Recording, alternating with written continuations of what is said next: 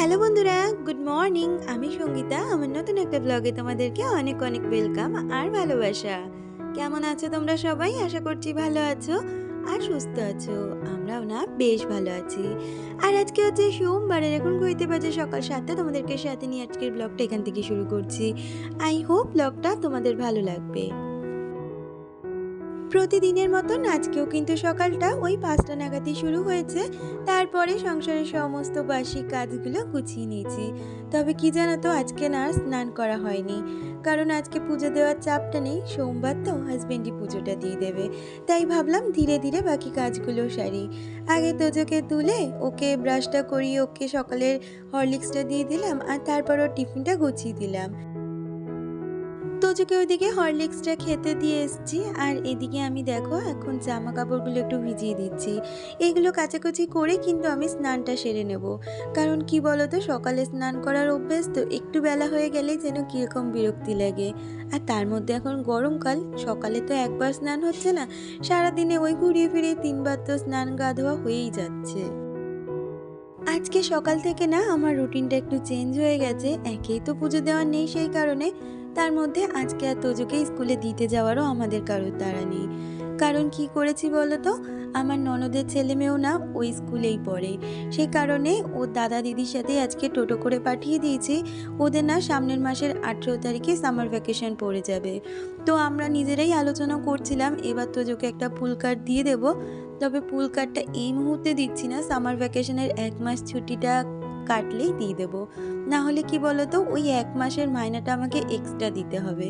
সেই জন্য এই কদিন টোটো করে দাদা দিদির সাথে যাতায়াত করুক, সামার ভ্যাকেশনটা শেষ হলে ওকে না ফুল কার্ডে দিয়ে দেবো। কারণ গরমের মধ্যে ওরও যাতায়াত করতে অসুবিধে হয়, আর আমাদেরও। গরমের তো একরকম সমস্যা আছেই, এরপরে বেশি সমস্যা হয় জানো তো বর্ষাটায়।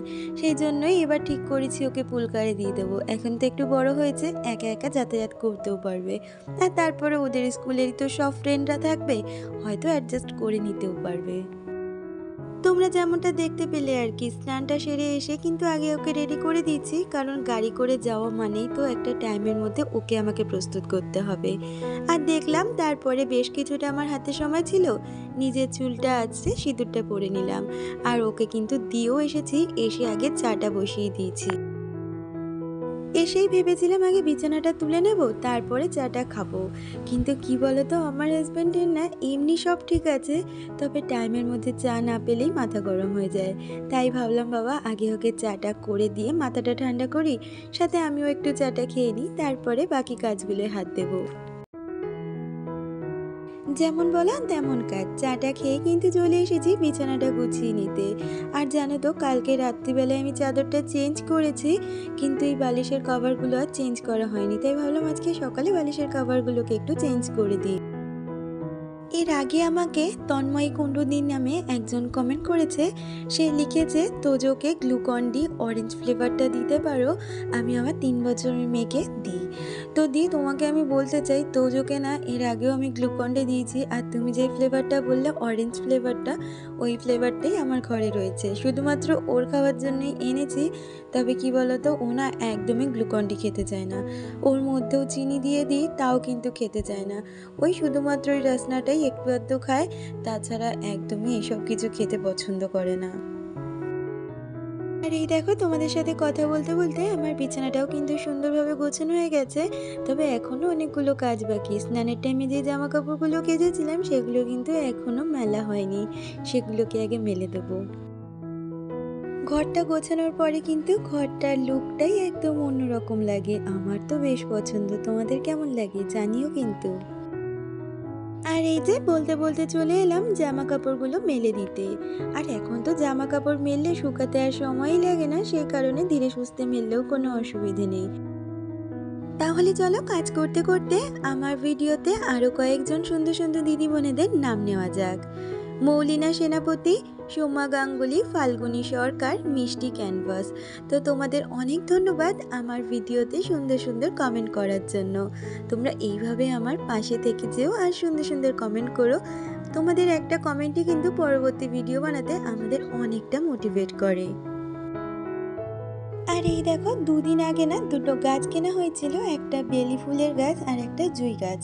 তো সেই গাছগুলো এখনও রিপোর্টিং করিনি, কারণ কি বলতো বাইরে এতটা রৌদ্রের তাপ, তো সে কারণে ভাবলাম দুদিন আগে ছাওয়াতে রেখে নিই, তারপরে রিপোর্টিং করব। তো হাজব্যান্ড বললো আজকে বিকালেই এই গাছগুলোকে লাগিয়ে দেব।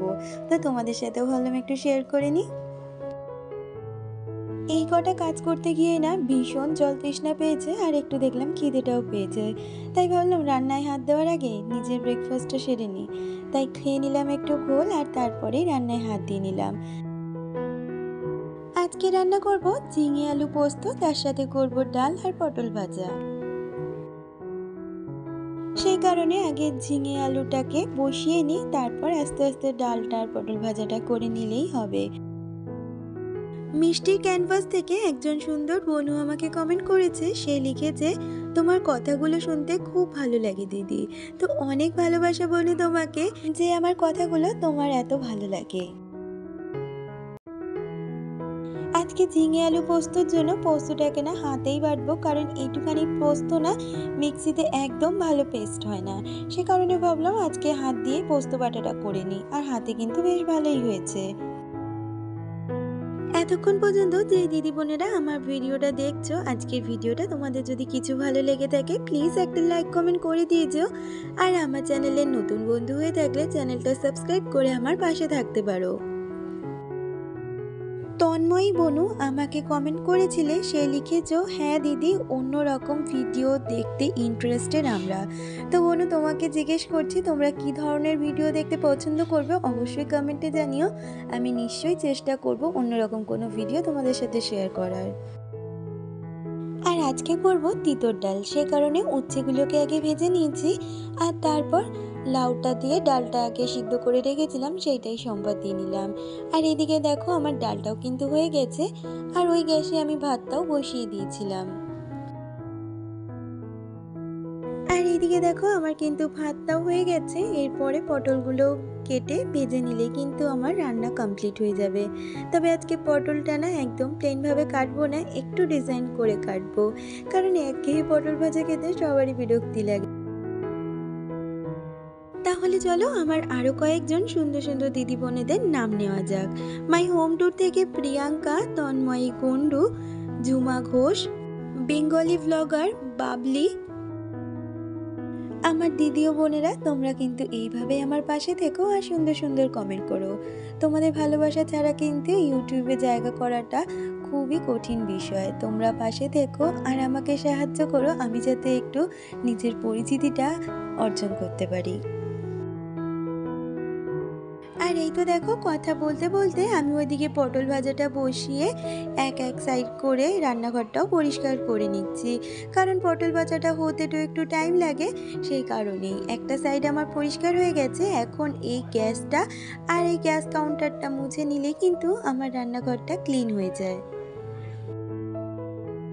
সকালবেলা তো দুজোকে আর দিতে যাইনি, তবে কি বলতো আনতে যাব, এই 1-2 দিন আনতে যাব, তারপর থেকে আর হয়তো যাব না। কারণ কি বলতো একা একা কি করবে, কিভাবে আসবে, যতই ওর দিদি আছে আমি জানি, তবুও কিন্তু আমি ওই ধরো 1-2 দিন যাব, তারপর থেকে আর যাব না, ও ওর দিদিদের সাথেই চলে আসবে। সেই কারণেই কিন্তু সমস্ত কাজ আমি টাইমের মধ্যে গুছিয়ে নিলাম। আর এই দেখো রান্নাঘরের সমস্ত কাজ মিটিয়ে নিলাম, আর এসে দেখি জামা কাপড়গুলো তো শুকিয়ে গেছে, তাই জামা কাপড়গুলো তুলে রেখে যাব। আর ভাঁজ করার মতন সময় হবে না, কারণ এরপরে রেডি হয়ে আমাকে আবার বেরিয়ে যেতে হবে।